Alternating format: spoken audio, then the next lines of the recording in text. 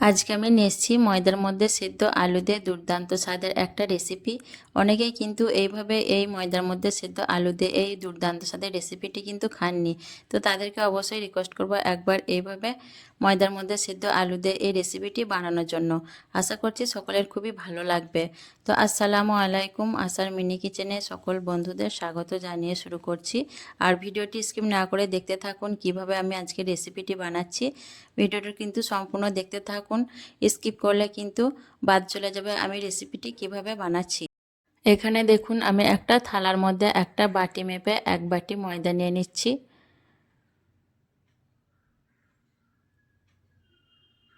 এক বাটি আর সামান্য ময়দা আমি নিয়ে নিলাম, মানে পুরোপুরি ভর্তি ভর্তি এক বাটি হবে ময়দাটা। আর আমি আমার প্রয়োজন মতো ময়দাটা নিয়েছি, আপনাদের যতটা প্রয়োজন ততটা ময়দা নিয়ে নেবেন। এখন আমি ময়দার মধ্যে দিয়ে দিচ্ছি স্বাদ মতো নুন, আর চা চামচে দিয়ে দিচ্ছি 1 চামচের মতো চিনি। চিনিটা দিলে হালকা একটু মিষ্টি মিষ্টি ভাব আসবে, খেতে ভালো লাগবে। আর দিয়ে দিচ্ছি এই ছোট্ট বাটি মেপে এক বাটি সাদা তেল ময়নের জন্য। আর দিয়ে দিচ্ছি আগে থেকে সেদ্ধ করে রাখা আলু। এখানে আমি 3টে আলু আগে থেকে সেদ্ধ করে নিয়ে ঠান্ডা করে রেখেছিলাম, সেগুলোই এখন দিয়ে দিলাম। তারপর আমি বেশ ভালো করে হাত দিয়ে আলুগুলোকে ময়দার সঙ্গে মাখিয়ে নেব। আলুগুলোকে কিন্তু বেশ ভালো করে হাত দিয়ে চটকিয়ে মেখে নিতে হবে, যাতে আলুর মধ্যে কোনো রকম শক্ত ভাব বা দানা ভাব না থাকে। সেইভাবে আলুটাকে বেশ ভালো করে ময়দার সঙ্গে এভাবে করে মাখিয়ে নিতে হবে। আর এইভাবে অবশ্যই একবার ময়দার মধ্যে সেদ্ধ আলু দিয়ে এই রেসিপিটা বানিয়ে দেখবেন। ছোট থেকে বড় কিন্তু সকলেই চেয়ে চেয়ে খাবে, এতটাই মজার হয়। আর ভিডিওটি স্কিপ না করে দেখতে থাকুন বন্ধুরা, কিভাবে আমি রেসিপিটি বানাচ্ছি। সেদ্ধ আলুগুলোকে দেখুন আমি বেশ ভালো করে ময়দার সঙ্গে মাখিয়ে নিয়েছি। এইভাবে আলুটাকে বেশ ভালো করে ময়দার সঙ্গে মাখিয়ে নিতে হবে। ভালোভাবে মেখে নেওয়ার পর এখন আমি এটা সাইডে রেখে এদিকে একটা তড়কা বানিয়ে নেব। তড়কা বানানোর জন্য আমি ফ্রাই প্যানে দেখুন দিয়ে দিচ্ছি 4 টেবিল চামচের মতো সর্ষের তেল। তেলটা একটু গরম হয়ে আসলে দিয়ে দিচ্ছি হাফ চামচের মতো গোটা কাঁচা জিরে। জিরেটা একটু ভাজা ভাজা হয়ে আসার পর দিয়ে দিচ্ছি 3টে বড় দেখে শুকনো লঙ্কা। দিয়ে নাড়াচাড়া করে আমি লঙ্কাটাকে আর জিরেটাকে একটু ভেজে নেব। জিরা আর লঙ্কাটাকে দেখুন বেশ ভালো করে একটু ভেজে নেওয়ার পর তারপর এর মধ্যে দিয়ে দিচ্ছি একটা মিডিয়াম সাইজের পেঁয়াজ কুচি। আর পেঁয়াজটাকে আমি দেখুন বেশ কুচি কুচি করে কেটে নিয়েছি। দিয়ে পেঁয়াজটাকে নাড়াচাড়া করে আমি বেশ ভালো করে ভেজে নেব। কিছুক্ষণ ভেজে নেওয়ার পর দেখুন পেঁয়াজের মধ্যে সুন্দর একটা কালার চলে এসেছে। এভাবে করে পেঁয়াজটাকে ভেজে নিতে হবে। পেঁয়াজটা বেশ ভালোভাবে আমার ভেজে নেওয়া হয়ে গেছে। এখন আমি গ্যাসের চুলাটাকে অফ করে দিয়ে পেঁয়াজ ভাজাটাকে একটু ঠান্ডা করে নেব। তরকাটাকে বেশ ভালো করে ঠান্ডা করে নিয়ে তারপর আমি ময়দার মধ্যে দিয়ে দিচ্ছি। দিয়ে প্রথমে লঙ্কাটাকে বেশ ভালো করে একটু গুঁড়ো করে নিতে হবে। লঙ্কাটাকে বেশ ভালো করে দেখুন আমি প্রথমে গুঁড়ো করে নিচ্ছি। লঙ্কাটাকে ভালো করে গুঁড়ো করে নেওয়ার পর তারপর আমি পেঁয়াজ ভাজাটাকে ময়দার সঙ্গে বেশ ভালো করে মাখিয়ে নেব। প্রথমে বেশ ভালো করে মাখিয়ে নিতে হবে। এখন কিন্তু আমি কোনো রকম পানি ব্যবহার করছি না। ভালো করে বেশ মাখিয়ে নেব। তারপর আমি অল্প পানি দিয়ে ডোটাকে তৈরি করে নেব। আর ডোটা তৈরি করতে খুব বেশি পানিও লাগবে না, যেহেতু ময়দার মধ্যে সেদ্ধ আলু দেওয়া আছে অল্প পানিতে কিন্তু ডোটা তৈরি করা হয়ে যাবে। তো বেশ ভালো করে দেখুন এভাবে করে মাখিয়ে নিচ্ছি। ময়দাটাকে দেখুন বেশ ভালো করে মেখে নিলাম। এখন আমি এর মধ্যে অল্প পানি দিয়ে দেবো, দিয়ে ডোটা তৈরি করে নেব। তার জন্য দেখুন হাফ কাপের থেকেও কম পানি নিয়েছি, দিয়ে দিলাম খুব সামান্য পানি।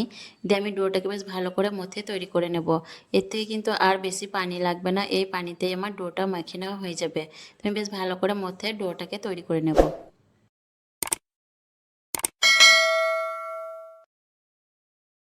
তো ডোটাকে দেখুন বেশ কিছুক্ষণ ধরে আমি বেশ ভালো করে মথে তৈরি করে নিয়েছি। আর কত সুন্দর ডোটা তৈরি হয়েছে দেখুন, হাতে কিন্তু একটুও লেগে যাচ্ছে না। তো এইভাবে করে বেশ ভালো করে মথে আর ডোটাকে তৈরি করে নিতে হবে। তো ডোটা আমার বেশ ভালোভাবে দেখুন মথে নেওয়া হয়ে গেছে। এখন ডোটাকে আমি ঢাকা চাপা দিয়ে 15 মিনিটের মতো রেস্টে রেখে দেব। 15 মিনিট রেস্টে রেখে দেওয়ার পর আমি ফিরে এলাম, দিয়ে ঢাকনা খুলে নিলাম। আর 15 মিনিট রেস্টে রাখার কারণে দেখুন ময়দাটা কত সুন্দর নরম হয়েছে, একদম সফট তৈরি হয়েছে। বেশ ভালোভাবে ডোটা কিন্তু তৈরি হয়ে গেছে। দিয়ে আবারও একবার বেশ ভালো করে আমি ডোটাকে মথে নিচ্ছি। এভাবে করে একটু ভালো করে আবারও মথে নিতে হবে ডোটাকে। তো ডোটাকে বেশ ভালো করে মথে নিয়ে তারপর আমি এর থেকে ছোট ছোট করে লেচি কেটে নেব। সাধারণত আমরা যেভাবে রুটি বা পরোটা বানানোর জন্য লেচি কেটে নিই সেইভাবে করেই লেচিগুলোকে আমি কেটে নিচ্ছি।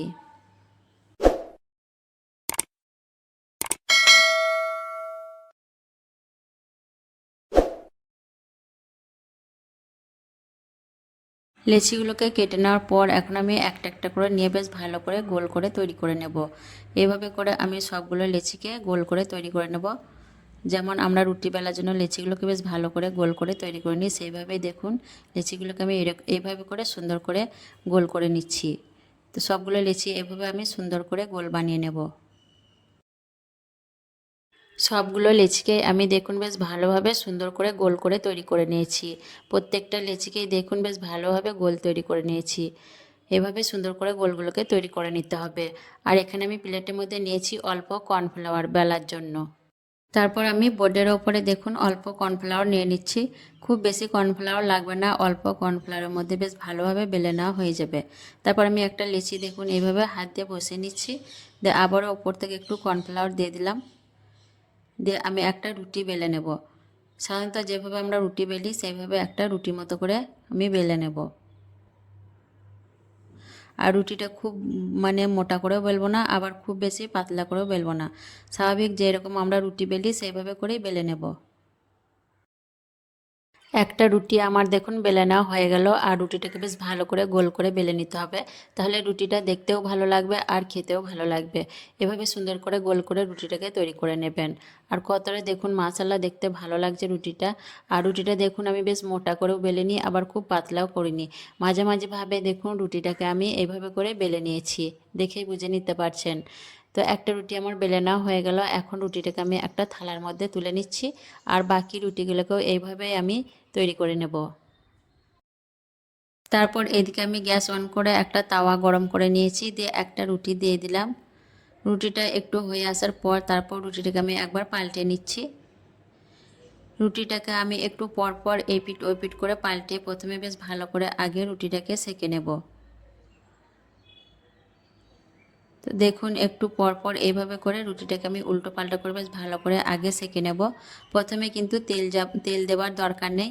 রুটিটা একটু বেশ ভালো করে দুই পিঠ উল্টো পাল্টা করে সেঁকে নিয়ে তারপর রুটির মধ্যে দিয়ে দিতে হবে সাদা তেল। তো রুটিটাকে দেখুন দুই পিঠ বেশ ভালো করে ভেজে নিয়ে তারপর আমি দিয়ে দিচ্ছি সাদা তেল। দিয়ে তেলটাকে প্যাচেলারের সাহায্যে বেশ ভালো করে রুটির মধ্যে আমি লাগিয়ে নেব।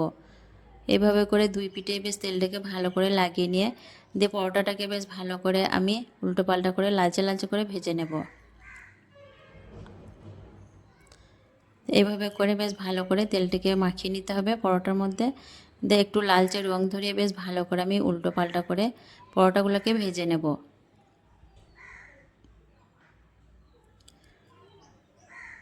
তো দেখুন দুই পিঠ বেশ ভালো করে আমি পরোটার মধ্যে লাল রং ধরিয়ে ভেজে নিচ্ছি। এইভাবে করে দুই পিঠই লাল রং ধরিয়ে ভেজে নেব, তাহলে খেতে বেশি ভালো লাগবে পরোটাগুলোকে। তো বেশ ভালো করে দেখুন পরোটাটাকে আমি দুই পিঠ উল্টো পাল্টা করে লাল করে ভেজে নিয়েছি। এখন আমি পরোটাটাকে তুলে নিচ্ছি। আর এইভাবে করে পরোটাগুলোকে একটু লালচে রং ধরিয়ে ভেজে নিতে হবে। তারপর আবারও একটা পরোটা আমি সেঁকে নেব। দুই পিঠ বেশ ভালো করে সেঁকে নিয়ে তারপর আমি আবারও দিয়ে দিচ্ছি সাদা তেল। দিয়ে তেলটাকে বেশ ভালো করে আবার আমি প্যাচেলারের সাহায্যে পরোটার মধ্যে মাখিয়ে নেব, দিয়ে বেশ ভালো করে উল্টো পাল্টা করে লালচে করে ভেজে নেব। আর অবশ্যই একবার এইভাবে ময়দার মধ্যে সেদ্ধ আলু দিয়ে এই পরোটাটা বানিয়ে দেখবেন, খেতে কিন্তু ভীষণ ভালো লাগে। ছোট থেকে বড় সকলেই কিন্তু চেয়ে চেয়ে খাবে। তো দেখুন বেশ ভালো করে লালচে করে ভেজে নিয়েছি, বাকি পরোটাগুলোও এইভাবে ভেজে নেব। সবগুলো পরোটা ভেজে নেওয়ার পর তারপর দেখিয়ে দিচ্ছি দেখুন। আর পরোটাগুলো কতটা নরম আর সফট তৈরি হয়েছে দেখুন, দেখে বুঝে নিতে পারবেন। আর এইভাবে অবশ্যই একবার ময়দার মধ্যে সেদ্ধ আলু দিয়ে এই পরোটাগুলো বানিয়ে দেখবেন, খেতে কিন্তু ভীষণ ভালো লাগে। বাড়ির ছোট থেকে বড় সকলেই কিন্তু খুব পছন্দ করবে। এতটাই মজার হয় যে চেয়ে চেয়ে খাবে সকলেই। আর এই পরোটাগুলো কিন্তু বাচ্চাদের টিফিনেও দিতে পারবেন এবং সকাল বিকালে নাস্তার জন্যও বানিয়ে নিতে পারবেন। খেতে কিন্তু ভীষণ ভালো লাগে। তো আমি একটা পরোটা আপনাদের দেখিয়ে দিচ্ছি দেখুন ছিঁড়ে কতটা নরম হয়েছে পরোটাগুলো, একদম মুখে দিলেই মিলিয়ে যাবে, খেতে কিন্তু ভীষণ ভালো লাগে। তো অবশ্যই একবার বাড়িতে বানিয়ে দেখতে পারেন। আশা করছি সকলকেই ভালো লাগবে এই পরোটা রেসিপিটা। আর কেমন লেগেছে আজকের এই পরোটা রেসিপি অবশ্যই কমেন্টে জানাবেন। ভালো লাগলে লাইক করবেন, শেয়ার করবেন আর আমার চ্যানেলটিকে সাবস্ক্রাইব করে আমার পাশে থাকবেন। আসবো আবারও অন্য কোনো রেসিপি নিয়ে। সকলে ভালো থাকবেন, সুস্থ থাকবেন। আল্লাহ হাফেজ।